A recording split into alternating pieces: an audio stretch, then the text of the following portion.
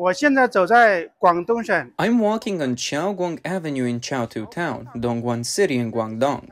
This is the main road and also the commercial street of Chaotu Town. It's around noon now, but the street is completely empty. Many shops are closed and many businesses have gone under and shut down, with some up for rent. Even the ones still open don't have any customers, there are more staff than customers. Everything I'm filming now is what I'm seeing with my own eyes. I can hardly see any hiring signs on this street either. Today is Sunday, and the 60,000 square meter Wushang is full of sales staff, especially the first floor gold jewelry counters, which are completely empty. Not even the merchants are there. What's more alarming is that Wushang's closing time has been moved from 10 p.m. to 9:30 p.m. for just one reason. No one is shopping anymore, and closing early saves on electricity costs. It's a bit past 6 p.m. at Wanda Plaza in Pinghu, Shenzhen. These shops are nearly deserted, completely empty. As a landmark building and a shopping mall, it's surprising that there are hardly any people here. I wonder how difficult it must be to run a physical store nowadays.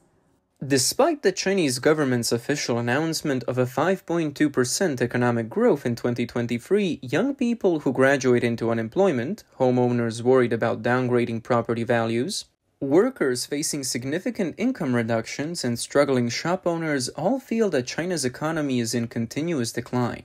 Large shopping malls across the country are desolate, and once bustling commercial streets are now eerily empty, with numerous roadside shops up for rent, transfer, or closed down. Mr. Li, a resident of Shandong, told overseas Chinese media that during his recent visit to Linyi City, he found many roadside shops around the main city for rent or transfer. The economic decline is quite obvious, he noted.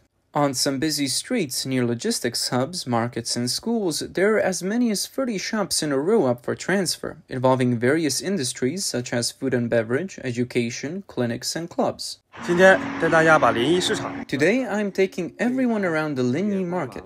This entire row of shops is closed, only the two at the end of the street are still open. Inside, everything is empty, this row is also closed, and even the signs on the shop fronts are gone.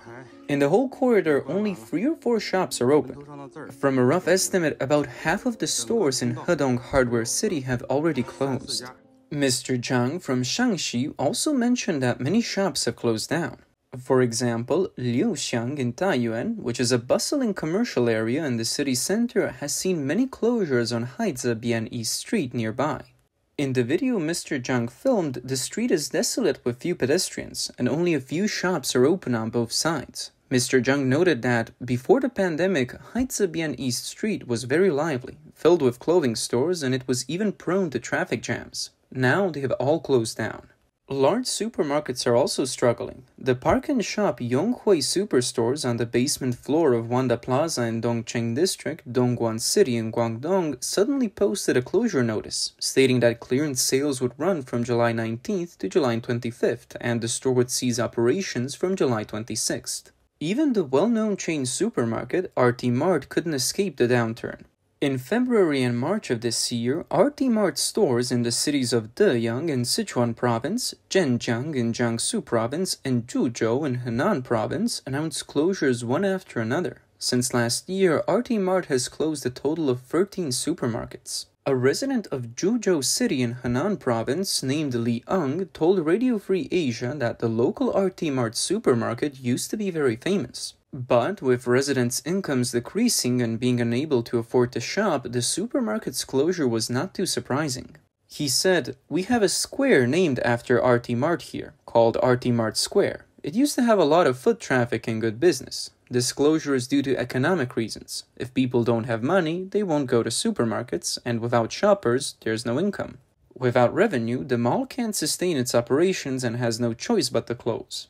Liang said that facing economic difficulties, it's not just the RT Mart supermarket, other large supermarkets are facing the same situation. The economic downturn and the wave of closures in China is a trend. Around us, more and more factories and companies are shutting down or relocating, and the scale of this trend is growing.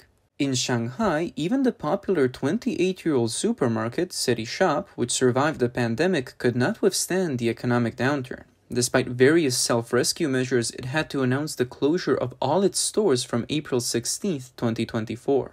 Miss Feng, a resident of Shanghai, told Radio Free Asia that recently many physical stores have closed down, and many people can't find work and have lost their sources of income. She said, "Many famous brand clothing stores have closed.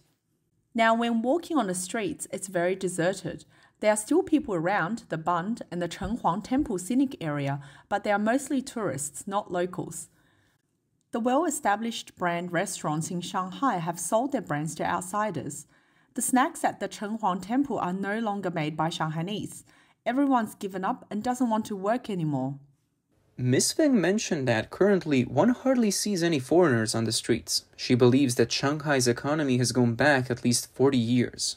According to the latest data from the National Bureau of Statistics of China, nearly 460,000 food and beverage businesses were deregistered or had their licenses revoked in the first quarter of this year, an increase of about 233% compared to the same period last year. In March alone, 180,000 food and beverage establishments closed down.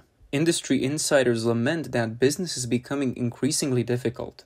On April 20th, Weibo influencer, quote, restaurant boss insider, unquote, who has 83,000 followers, wrote, quote, "After last year's entrepreneurial wave, the food and beverage market in the first quarter of this year has clearly entered a period of rapid elimination. Restaurant owners and those who are new to the business and couldn't find a breakthrough have been left behind by the harsh reality," unquote. In the first quarter of this year, many well-known, long-established, leading food and beverage companies also shut down. For example, the top two new Chinese baking brands, Tiger Attitude Chartered Pastry Bank and Momo Bakery, struggled for nearly 2 years, before Tiger Attitude filed for bankruptcy liquidation and Momo Bakery deregistered the company early this year. Similarly, sub-brands established by leading chains like Shabu Shabu and Nayuki have also closed down on a large scale. Due to low entry barriers, the food and beverage industry has attracted more people to start businesses. Entrepreneurs either lost their jobs and couldn't find other work or had some capital they wanted to invest but didn't know where else to put it. They turned to the food industry with the belief that food is the primary necessity of the people, consoling themselves with the idea. However, the overall economic downturn in China and declining consumer incomes have brought increasing challenges and disappointments to those working in the food and beverage sector. A barbecue owner in Jilin revealed, "It's getting harder to make money year after year. Everyone is launching discount promotions. 99 yuan meals for two are everywhere, and there are plenty of 9.9 yuan discount prices. There always seems to be people lining up, but it's just a false prosperity. Whether it's profitable or not, only the owners know in their hearts. First, we outcompete each other, and then we outcompete ourselves." Small businesses find it hard to survive, and even high-end restaurants haven't managed to overcome the slump in consumer spending. High-end restaurants are defined as those where the average cost per meal starts at 500 yuan per person. According to a report by Red Restaurant Network, in just the past 2 months, Chengdu's creative Western restaurant, True Modern Cuisine, with an average spend of over 700 yuan per person, Shanghai's 15-year-old Osteria Oyster and Seafood Restaurant, and Core Shanghai, which claims to have Asia's first super lounge, have all been reported to have paused operations or shut down. In addition, Beijing's 2 Michelin-starred restaurants, Opera Bombana and Tiago, also closed down one after the other. Opera Bombana, which opened 11 years ago and was hailed as Beijing's top Italian restaurant, officially closed on April 14th. Lao Sun, who has researched Shanghai's high-end dining industry, told Red Restaurant Network that since the fall of 2023, many high-end restaurants with an average spend of over 1,000 yuan per person have seen their revenues drop by at least 30%, with some even by 50%. According to the report, some industry experts believe that high-end dining is undergoing a major reshuffle and more well-known brands or high-end restaurants might not survive.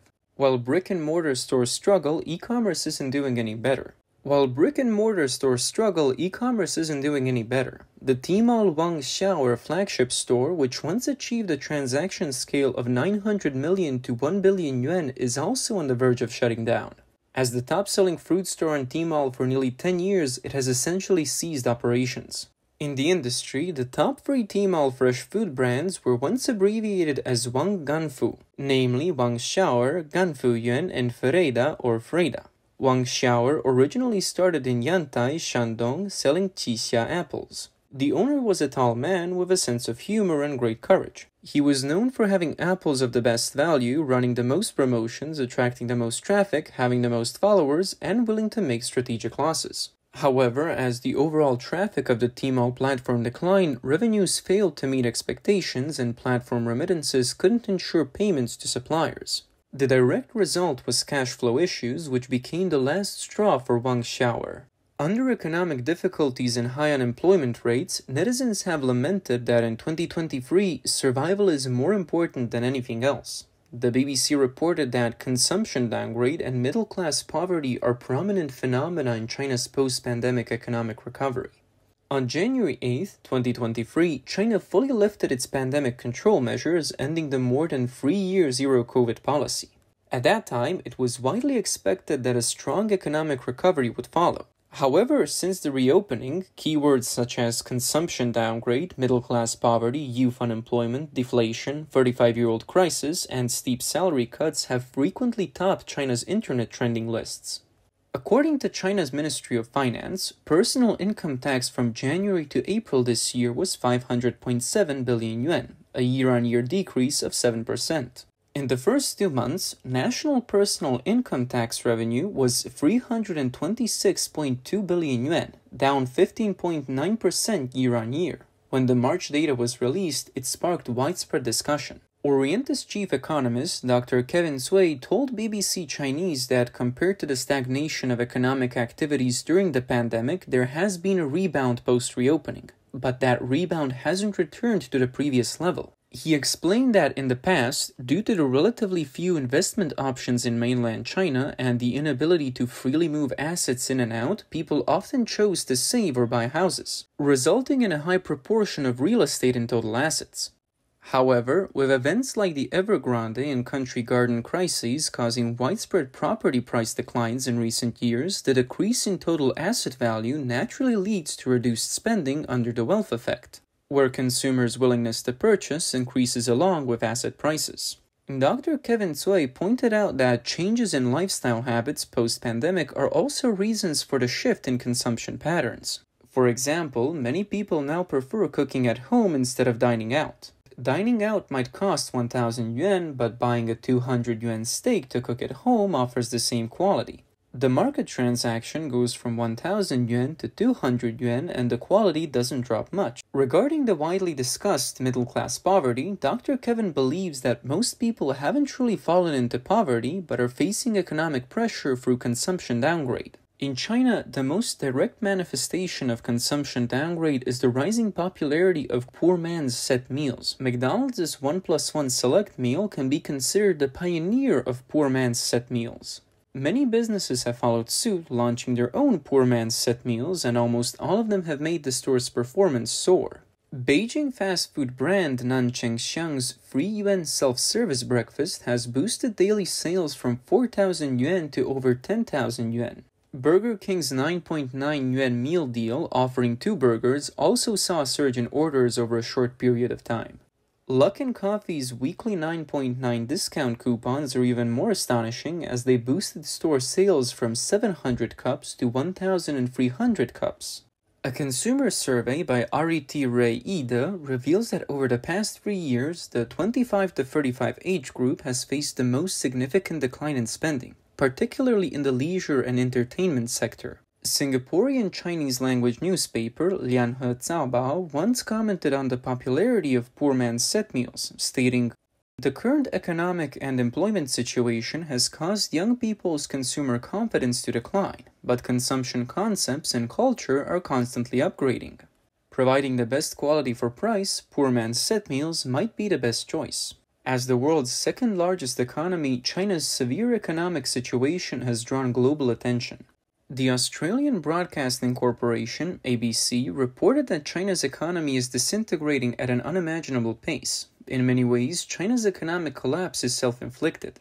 The report stated, Even before COVID and the stringent lockdown that kept the country isolated, Beijing went to war with its biggest and most powerful businesses. Even before it took on technology barons, including Alibaba founder Jack Ma, and fired a rocket into the private education sector, it had taken aim at real estate moguls. Declaring that houses are for living in, not speculation, President Xi Jinping attempted to take the heat out of an overheated housing market. It certainly worked. Strict debt rules were put in place, known as the Three Red Lines, that all but crippled developers. ABC claimed that the Chinese government has caused the economic downturn. What shocks observers and investors is that the government seems unable or unwilling to address these issues and take remedial measures to mitigate the economic impact. The New York Times reported that after the third plenum, Chinese authorities announced a plan with over 300 measures, covering various aspects from taxation to religion.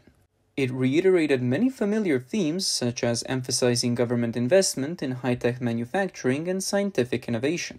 However, it did not propose specific solutions to the economic problems. With China's economy weakening, many analysts and financial experts are urging the Chinese government to adopt large-scale stimulus policies to rescue the precarious economy. However, Bloomberg reported that in the past, many Chinese policymakers frequently communicated with foreign economists and analysts. According to several people who have participated in such meetings, now foreign experts can only meet with officials irregularly, lacking the meaningful debate of previous years. Insiders also say that Chinese economists today do not know whether their suggestions are being taken seriously, and officials at meetings often just nod and take notes.